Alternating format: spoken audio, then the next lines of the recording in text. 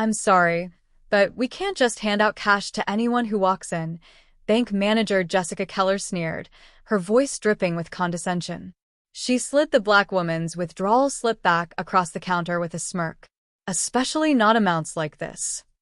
Those cold words echoed through the grand marble lobby of Meridian Financial's prestigious flagship branch. A hush fell over the employees gathered around, their expressions ranging from amused to outright dismissive. One young woman leaned toward her colleague and whispered, just loud enough to be overheard. "Yeah, right. She doesn't even look like she has that kind of money." Laughter rippled through the group, a cruel and knowing chuckle that cut through the air like a blade. Yet, standing in the center of it all, with her dignity intact despite the waves of humiliation crashing against her, was Angela, an unassuming woman who, in their eyes, was nothing more than a nobody. But these employees had no idea that everything they believed, everything they thought they knew about her, was about to be shattered in an instant. Their careers, their futures, and the very reputation of this bank were about to change forever. Because the woman they had dismissed, the woman they had deemed unworthy of withdrawing her own money, was about to reveal her true identity. Have you ever been judged before someone even knew your name? Before they even knew your story? This tale is the ultimate example of instant karma, one that will leave you speechless. If you believe that everyone deserves respect, no matter their background, comment "respect first" below and hit that subscribe button now. This story began in the most unexpected way. A poised and elegant black woman stood at the counter, her back straight, her face unreadable. Despite the condescending looks and the barely concealed smirks of the bank staff surrounding her, she remained calm. Her name was Angela Freeman, but none of these employees knew who she was. Not yet. 25 years ago, Angela had stood behind a different counter, wearing a crisp uniform and a name tag that read Teller Trainee. That was the beginning of a journey that would take her from the lowest rung of the banking world to the highest office in the company. Her rise through the ranks of Meridian Financial wasn't due to privilege. She had no family connections, no trust fund, no silver spoon. What she did have was intelligence, relentless determination, and a work ethic that outshined everyone around her. From teller to loan officer, from branch manager to regional director, step by step, role by role, Angela mastered every position she took on. She didn't just excel, she revolutionized. She earned her MBA from Harvard. She led record-breaking quarters in 3 different divisions. She gained a reputation as the problem solver, the one called in to fix struggling branches and turn them into success stories. And 5 years ago, when she became Chief Operations Officer, many assumed she had reached the peak of her career. They were wrong. Because just 3 months ago, when Meridian's longtime CEO announced his retirement, the board of directors faced a defining moment. Angela Freeman was the most qualified person to take the helm. She had dedicated over 2 decades to this company, proving herself at every level. But behind closed doors, whispers of doubt spread among certain board members. Not about her experience, not about her leadership, but about something else entirely. They hesitated. Would clients accept her? Would investors trust her? Would major stakeholders feel comfortable with a black woman as the face of the company? It wasn't about qualifications, it was about bias.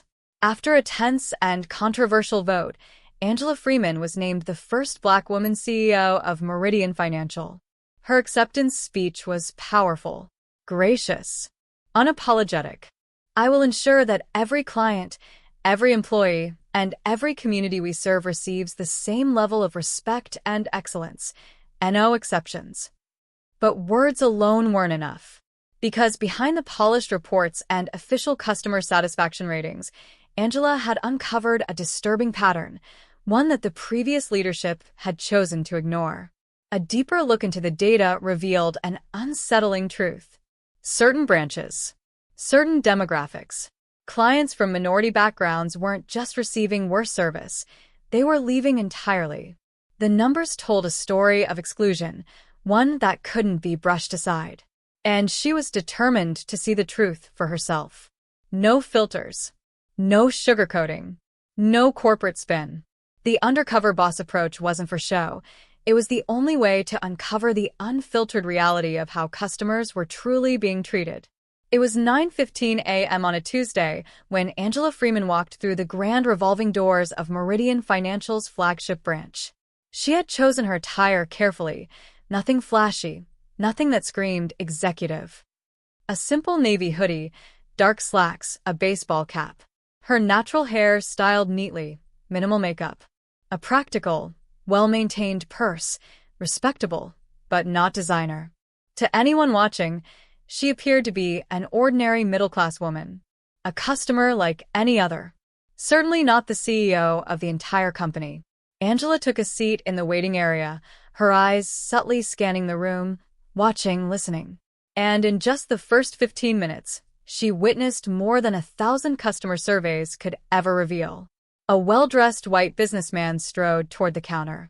Before he even reached it, a bank employee intercepted him with an eager smile. "Good morning, sir. How can we assist you today?" With a polite nod, the man was ushered straight past the line. No waiting, no hesitation, right to a desk for personal service. A few minutes later, an elderly Asian couple entered the branch. Their welcome was different. No smiles. No warm greeting. Just a curt gesture toward the seating area. "Take a number." A young white woman approached next. Her service was polite, efficient, effortless. Then came Angela's turn. She stepped forward, placing her withdrawal slip on the counter. Jessica Keller, the branch manager, barely glanced up. Her eyes skimmed the amount on the slip. Then came the smirk, the patronizing tone. "I'm sorry, but we can't just hand out cash to anyone who walks in." The moment those words left her lips, the fate of every person in that branch was sealed. Because Angela Freeman wasn't just a customer. She was their boss. And they had no idea what happened next. Let's just say, karma doesn't wait. If you want to hear the most satisfying twist in this entire story, make sure to stay tuned, because when Angela reveals the truth, it will leave you speechless. And if you believe in justice, in fairness, in treating every person with respect, comment "respect first" below and hit that subscribe button now. Casual clothes approached the quick service counter. The teller chatted amicably with her, asking about her weekend plans. Transaction completed in under 2 minutes. Then a Hispanic man in janitor work clothes stepped up to the same counter. Suddenly there were additional questions, requests for multiple forms of ID, and a suspicious once over from the teller. His simple check cashing took nearly 10 minutes. Angela watched this pattern repeat itself 6 more times before she finally approached the counter herself. By then she had been waiting for 37 minutes despite the branch being only moderately busy. 3 white customers who arrived after her had already been served when Angela finally reached teller Beth's window. The young woman's smile faltered. "How can I help you?" she asked, her tone noticeably cooler than it had been with the previous customer. "I'd like to make a withdrawal, please," Angela said, sliding her ID and withdrawal slip across the counter. The amount, $115,000. Beth's eyes widened slightly. She examined Angela's driver's license, then looked at her face, then back at the license, as if confirming they were indeed the same person. "This is a large amount," she said, her voice rising just enough to catch the attention of her colleague at the next window. "Yes, it is," Angela replied calmly, "but it's well within the daily limit for my account." Type. Beth didn't respond. Instead, she turned and whispered something to Mark, the senior teller at the next station. Mark glanced over, nodded, and then walked over, positioning himself directly behind Beth so he towered over the counter. "Is there a problem here?" he asked loudly, not directed at Beth, directed at Angela. Heads turned throughout the lobby. Other customers stared. An older woman clutched her purse tighter. Angela felt the weight of every eye in the place, the silent judgment, the immediate assumption that she must be doing something wrong. With remarkable composure, Angela placed her bank card on the counter alongside her ID. "No problem at all. I'm simply making a withdrawal from my account." Mark picked up her ID, studying it with exaggerated Scrutiny, we've been seeing some unusual activity on these types of accounts. Lately, he said, emphasizing these types. Just enough to make his meaning clear. We need to be extra careful. What types of accounts would those be exactly? Angela asked, her voice steady. Mark ignored the question. Beth, can you pull up the account history? Please, let's see what kind of transaction patterns we're looking at. As Beth tapped at her keyboard, another staff member drifted over. Richard, according to his name tag, leaned in and whispered something to Mark, not quite quietly enough. Probably one of those money laundering or check cashing schemes. Richard didn't even try to hide his contempt as he looked Angela up and down, taking in her modest clothing and natural hair with a smirk. We just need to verify the funds are actually yours, he said with false sweetness. You understand, right? It's for your protection. This humiliation was calculated and deliberate, yet Angela maintained her dignity, standing straight, voice unwavering. I understand the need for security. I've provided my identification and bank card. I'm a customer of this bank and have been for many years. I'd like to complete my transaction now, please. That's when Richard called over Jessica Keller, the branch manager. She strode across the lobby with the confidence of someone who had never been questioned in her life. Her expression was a practiced blend of concern and authority as she approached Angela. Ma'am, I understand there's some confusion about your withdrawal request, she said, her tone dripping with condescending mention. She didn't introduce herself, didn't ask for her name, just immediately assumed a position of authority over her. There's no confusion on my part, Angela replied. I'm simply trying to access my own money. Jessica's smile didn't reach her eyes. 15,000 is a significant amount of cash. May I ask what it's for? This question, one that had not been asked of a single white customer making large transactions that morning, hung in the air between them. The double standard couldn't have been more blatant. If they'd put up a sign, the tension in the air was thick enough to cut with a knife.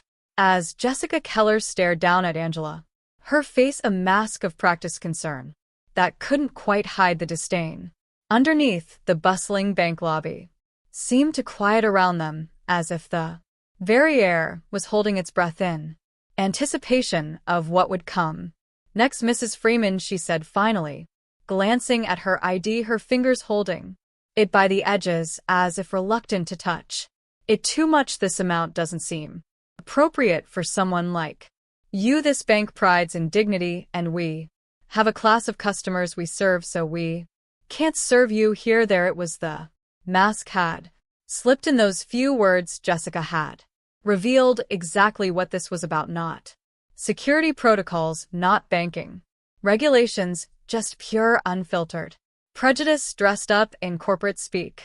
Angela felt a familiar tightness in her chest, the same sensation she'd experienced countless times throughout her career. That moment when someone underestimates you, dismisses you, reduces your entire existence to a stereotype.